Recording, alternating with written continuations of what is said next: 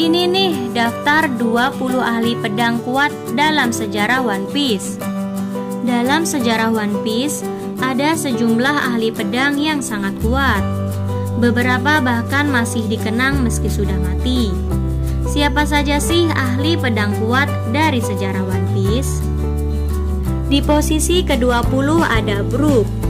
Sebelum time skip, teknik pedang murni Brook mungkin kalah dari Zoro dan zombie Ryuma. Setelah time skip pun Brook mungkin akan kalah jika dia berduel melawan Zoro. Tapi dengan meningkatnya manipulasi jiwanya, pedang es Brook bisa mengejutkan lawan, terutama kalau lawannya itu adalah jiwa yang dimasukkan ke objek, seperti Homies milik Big Mom. Di urutan ke-19 ada Trafalgar de Waterloo. Diajarkan oleh Diamante, kemampuan pedang Law tidak bisa diremehkan.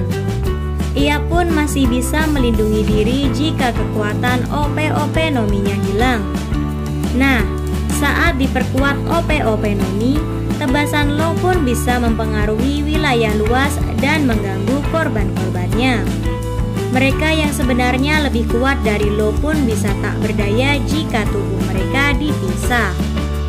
Yang ke-18 ada Diamante. Teknik pedang Diamante saja pada dasarnya bagus. Saat dipadukan dengan Hira-Hira Nomi, Diamante pun bisa menjadi musuh yang berat untuk dihadapi dalam duel pedang. Di urutan ke-17 ada Kairos. Kairos adalah ahli pedang yang sangat kuat hingga ia jadi legenda di korida Colosseum. Ia kini kehilangan satu kakinya, namun ia tetap mampu bertarung pedang. Walau mungkin tidak sekuat saat kakinya masih utuh, Kairos tetap berbahaya. Yang ke-16 ada Cavendish atau Hakuba. Cavendish adalah ahli pedang yang sangat hebat. Tapi ancaman sesungguhnya adalah bila Cavendish terlelap dan menjadi Hakuba. Kecepatan pedang Hakuba begitu menakutkan sampai Derringer yang sudah menghajar petarung sekelas Hideo sampai tak bereaksi. Yang ke-15 ada Kikunojo. Cowok yang menganggap dirinya perempuan ini adalah seorang samurai tangguh. Saat ia memutuskan untuk tidak lagi menahan diri dan mengenakan topeng seramnya, para petarung kelompok Beast pun bisa ia tebas. Masalah Kiku mungkin hanya satu, karena dia dilempar 20 tahun ke masa depan. Skillnya kemungkinan besar masih di bawah Inuarashi dan Shutenmaru yang terus berlatih selama 2 dekade. Meski begitu, dari yang kita lihat, Kiku tetap mampu mengalahkan Kanjuro dalam duel. Yang jadi masalah mungkin adalah dia tidak tega untuk menghabisi sahabatnya sendiri.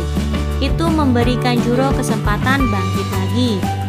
Yang ke-14 ada Kinemon. Foxfire Kinemon sebenarnya adalah ahli pedang tangguh. Yang menakjubkan adalah kekuatan buah iblis Kinemon yang bisa menciptakan pakaian. Sebenarnya sama sekali tidak membantu kemampuannya. Jadi kemampuan pedangnya yang mampu memotong api itu murni skill. Hanya saja, sama seperti Kikunojo, level kekuatan Kinemon sepertinya masih di bawah Inuarashi dan Shutenmaru, karena ia dilempar 2 dekade ke masa depan. Yang ke-13 ada Inuarashi. Inuarashi adalah seorang ahli pedang tangguh. Suku Ming itu sejak anak-anak saja sudah terlatih sebagai pejuang. Inuarashi bukan hanya memiliki skill alami bangsa Ming. Dia juga sudah ditempa di Wano dan ikut petualangan Oden bersama Whitebird dan kemudian Roger. Ia pun tidak dilempar ke masa depan. Jadi dari segi pengalaman ia mengungguli Kinemon dan Kikunojo. Masalah Inuarashi hanya satu, kakinya yang telah dipotong. Ke-12 ada Kawamatsu. Kawamatsu sebenarnya menghabiskan banyak waktu di dalam penjara. Meski begitu ia keluar dari kurungan, ia tetap mampu bertempur dengan jago. Nah, Mungkin kamu ingat kalau manusia ikan di One Piece itu setidaknya 10 kali lebih kuat dari manusia biasa sejak lahir. Kawamatsu yang sebenarnya manusia ikan ini pun mengkombinasikan kekuatan fisik khas manusia ikan dengan teknik pedang dan sumo. Tak mengherankan dia begitu perkasa. Yang ke-11 ada Shutenmaru. Dalam duel singkat mereka, terlihat sekali kalau Shutenmaru mampu mengimbangi Jack dari kelompok Beast. Ini berarti Shutenmaru setidaknya selevel dengan komandan seorang Yonko. Shutenmaru sendiri sebenarnya sudah kuat sejak kecil. Terbukti dari ia mampu memberi perlawanan seru terhadap Kozuki Oden sebelum akhirnya kalah. Ditambah 20 tahun latihan, Shutenmaru pun menjadi sekutu penting untuk aliansi topi jerami di Wano. Pada urutan ke-10 ada Denjiro. Sejauh ini, musuh-musuh yang menghalangi Zoro di Wano tumbang. Gyukimaru, begitu Zoro bisa melawannya tanpa interupsi. Zoro menang. Ninja-ninja Orochi, mereka yang memburu Hiyori dan Zoro semuanya tumbang. Kamazo, meski diganggu Gyukimaru, Zoro tetap menang. Dengan memblokir serangan Zoro ke Orochi dan kemudian mengimbangi Zoro, Denjiro terasa sebagai salah satu ahli pedang terkuat di Wano saat ini. Kemudian terungkap pula kalau Denjiro ini sebenarnya salah satu Akazaya Nine. Kekuatannya jadi nggak mengherankan deh. Di urutan ke-9 ada Shiryu. Sejak dia lolos dari Impel Down, Shiryu sudah terasa sebagai penjahat berbahaya. Sekarang dia juga sudah memakan Suke-Suke no Mi. Dulu, Absalom bisa membuat repot Nami dan Sanji karena saat menghilang ia bisa sulit dideteksi. Meski begitu, sifat Absalom sebenarnya sedikit konyol. Masalahnya, Shiryu sejauh ini tersaji sebagai pria sadis yang serius, tanpa sisi konyol seperti Absalom. Saat menebas Moria pun dia tiba-tiba saja muncul. Ancaman Shiryu pun terasa semakin berbahaya. Di urutan ke-8 ada Roronoa Zoro. Roronoa Zoro sudah meningkat jauh kekuatannya sejak time skip. Ia pun kini memiliki pedang Enma. Setelah menebas King dan bisa mengalirkan Houshoku Haki ke pedangnya, Zoro pun terasa lebih mungkin melawan Mihawk sekarang. Di urutan ke-7 ada Vista. Dikenal sebagai salah satu ahli pedang terkuat di dunia, Vista termasuk nama yang diingat oleh Mihawk. Ini sudah prestasi tersendiri mengingat Mihawk tidak mengingat nama ahli pedang remeh, bahkan meski si ahli pedang pernah ia hadapi. Nasib Vista untuk saat ini belum diketahui lagi. Bila Vista nanti terungkap masih hidup, tidak dibunuh oleh Weevil atau terkendala masalah lain, ia bisa saja menjadi sekutu kuat bagi Luffy nanti. Di urutan ke-6 ada Shanks. Mihawk mungkin tidak berminat menghadapi Shanks karena dia hanya tinggal memiliki satu lengan. Tapi tetap saja, pria ini cukup kuat untuk beradu senjata melawan tinju Akainu serta ayunan tombak Whitebird dengan satu lengan. Dalam adu kekuatan itu pun Shanks tak tergoyah.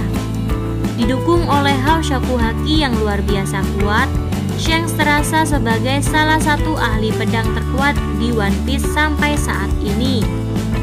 Di urutan ke-5 ada Silvers Rayleigh. Sejak ia masih prima pun Rayleigh sudah menggunakan pedang. Di masa sekarang, begitu Rayleigh menghunuskan pedang, hati-hati. Kizaru sekalipun bisa ia tahan hingga tidak bisa menyerang Luffy dan yang lain. Di urutan keempat ada Ryuma. Semasa hidup, Ryuma adalah sosok legenda yang bisa membuat Shushui menjadi hitam dan mampu memotong naga. Bahkan setelah ia mati pun Ryuma masih kuat. Bayangkan saja, dia diberikan bayangan Brook yang sebenarnya masih kalah jago dari ahli pedang sekelas Zoro. Namun dipadukan dengan kekuatan di dalam jasadnya, Brook yang asli sampai tidak bisa mengalahkan Ryuma.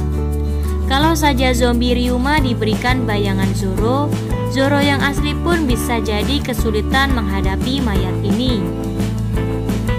Yang ketiga ada Kozuki Oden.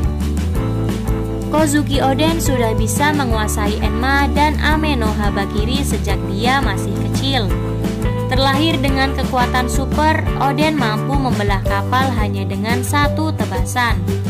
Yang bikin Oden makin ngeri adalah dia bisa memadukan teknik pedangnya dan kekuatan fisiknya yang ngeri itu dengan Haoshoku Haki. Ini jadi kunci Oden bisa memberi Kaido luka yang membekas. Di urutan kedua ada Gold de Roger. Ini sebenarnya mengejutkan, tapi One Piece 966 menegaskan kalau Gold de Roger bertarung dengan pedang. Tak hanya itu, ia bisa menciptakan pancaran haki yang begitu kuat dengan pedangnya, sampai ia bisa menciptakan benturan kekuatan saat menghadapi Whitebird. Padahal pedang Roger dan senjata Whitebird tidak bersentuhan. Dan di urutan pertama ada Dracul Mihawk. Tapi untuk saat ini, ahli pedang kuat dari sejarah One Piece yaitu Dracul Mihawk. Tidak seperti Ryuma, Roger, dan Oden, Mihawk masih hidup. Sejauh ini pun Mihawk bahkan tidak bisa dihibur saat pertarungan. Ia selalu terlihat bosan dan tak mengerahkan kekuatan serius. Itulah ahli pedang kuat dalam sejarah One Piece. Mana favorit kamu? Jangan lupa untuk komen di kolom komentar.